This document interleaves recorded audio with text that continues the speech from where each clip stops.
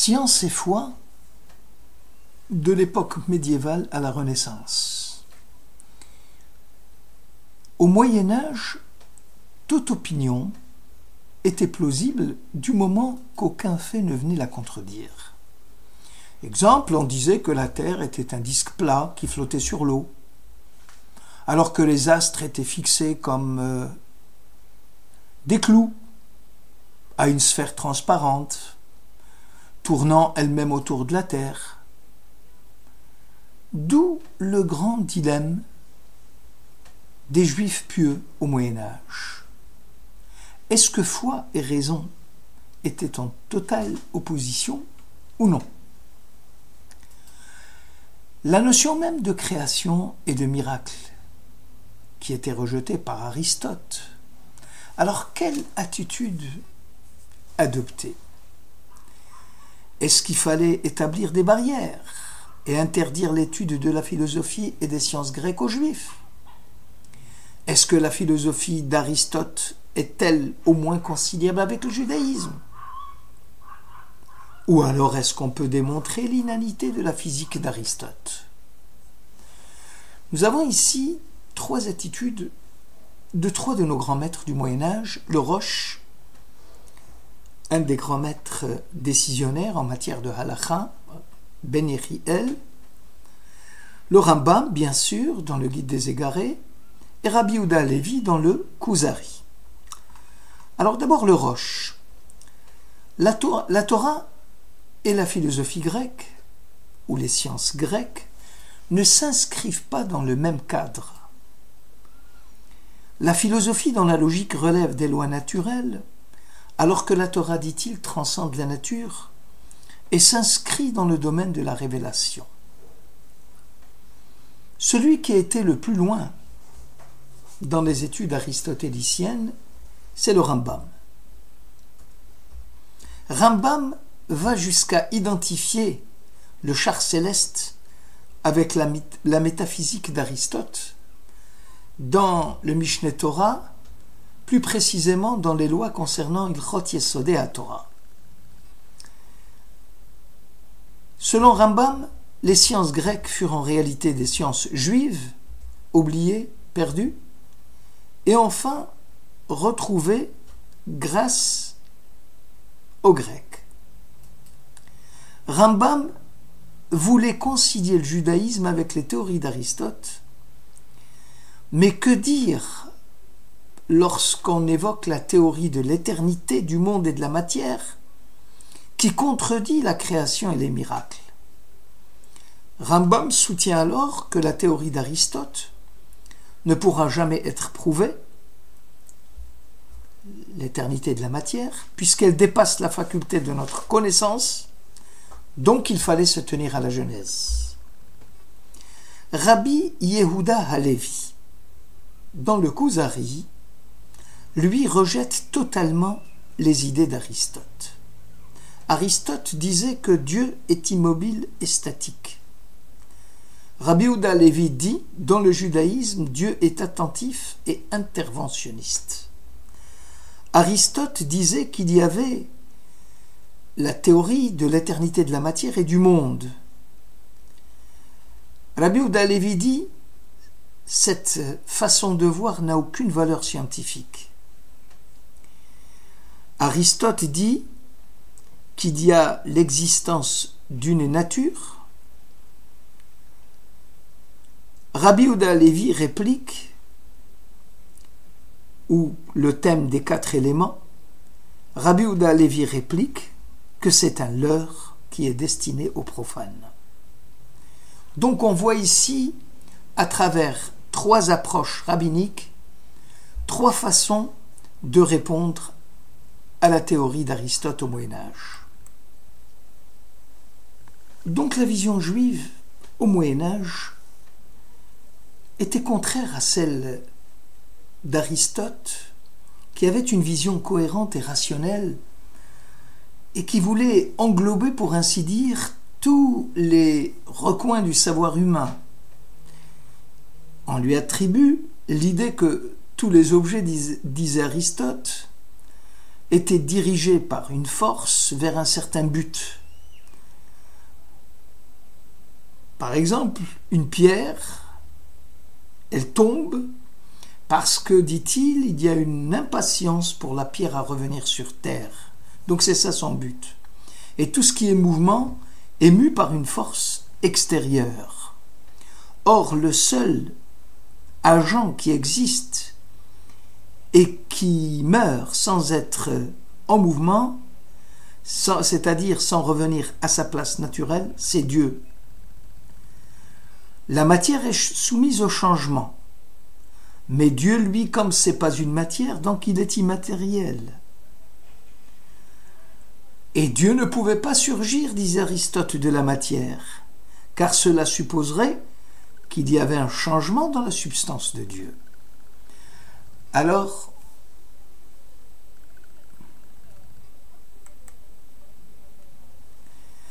Aristote avait une vision cohérente et rationnelle englobant tous les recoins du savoir humain.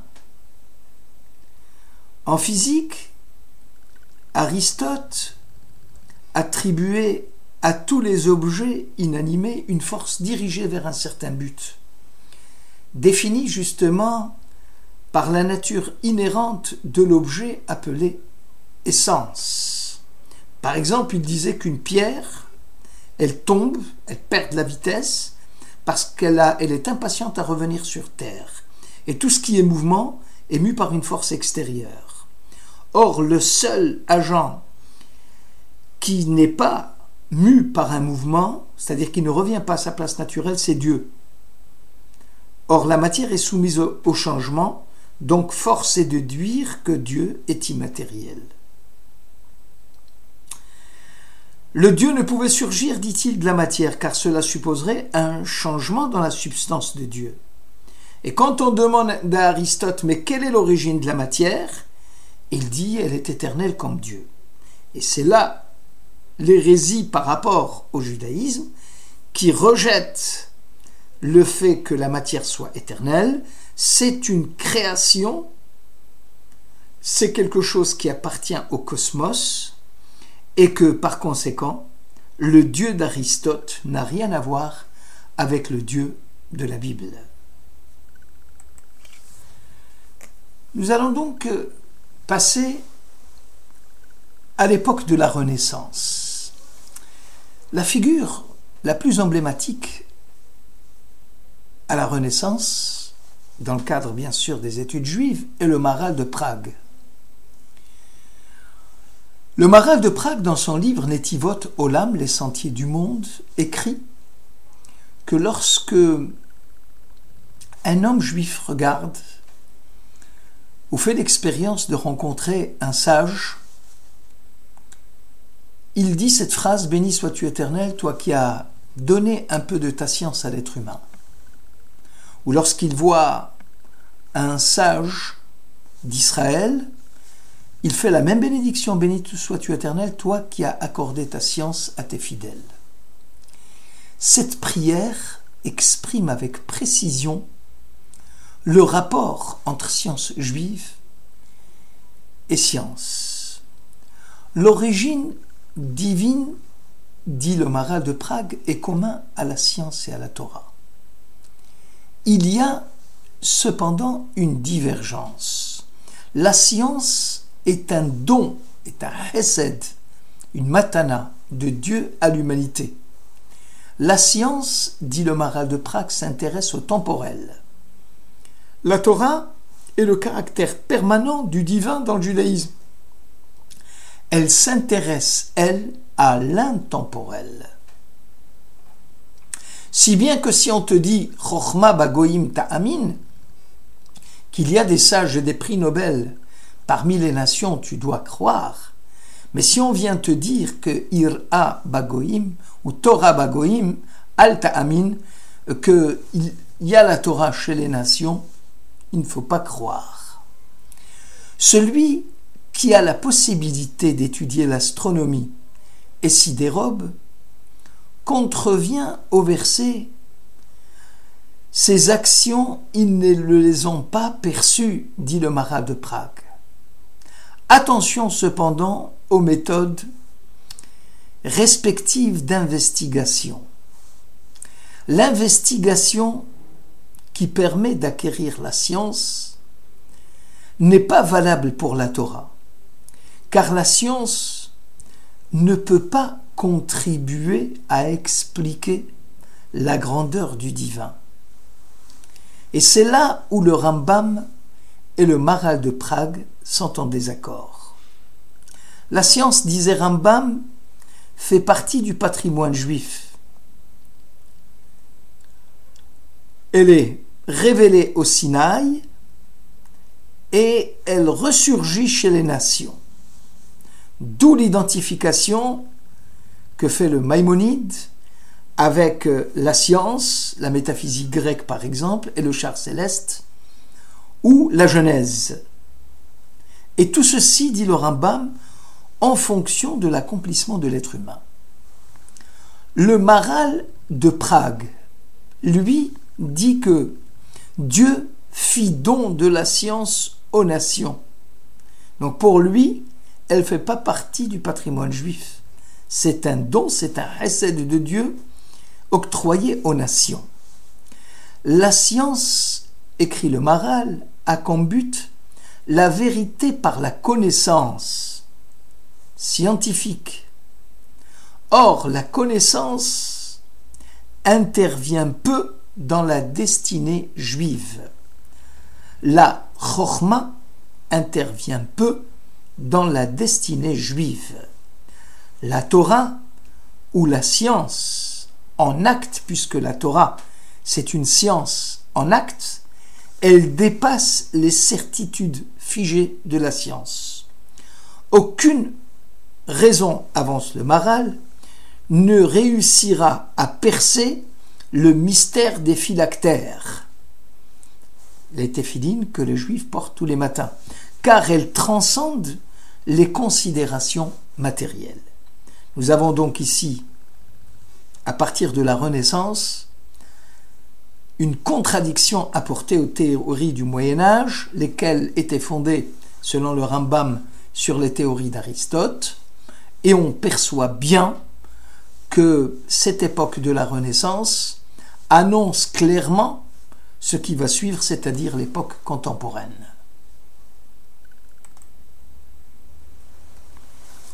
Avant de voir le regard contemporain des rabbins, voyons d'abord le nouveau regard sur la science.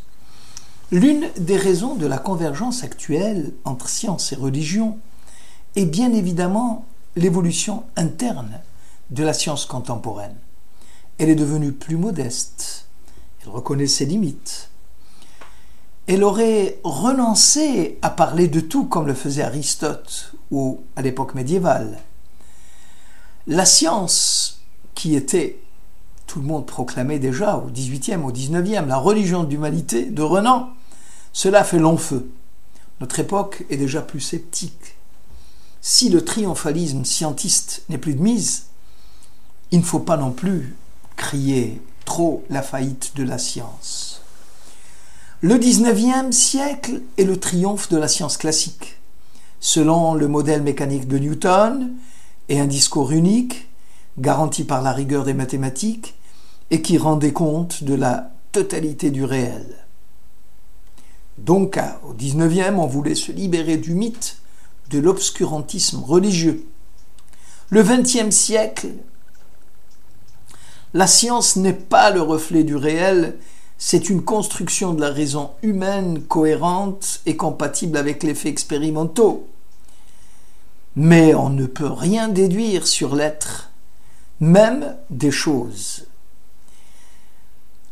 Mais le tournant fut pris lorsque les éléments chimiques du tableau de Mendeleev montrent que plusieurs catégories de phénomènes sont réticents à venir se caser.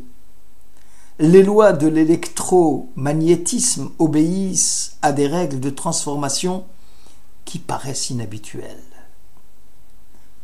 Si bien que les théories newtoniennes, les phénomènes mécaniques, qui au XIXe paraissaient triompher, le fameux balancier de l'horloge idéale qui revient indéfiniment à sa position de départ, le monde stable du 19e, éternel, commence à déchanter. Le XXe siècle, on reconnaît humblement que l'univers n'est pas stable, qu'il est en expansion, et le dialogue entre la nature tient compte du paramètre temps, ce temps qui n'est pas toujours neutre, puisqu'il a une valeur créative, puisque la science classique niait la complexité et le devenir de la nature au nom d'un monde éternel, qui était régi par un petit nombre de lois simples et immuables. Aujourd'hui, il y a lieu d'inverser la tendance et de redécouvrir la richesse complexe et multiforme du réel.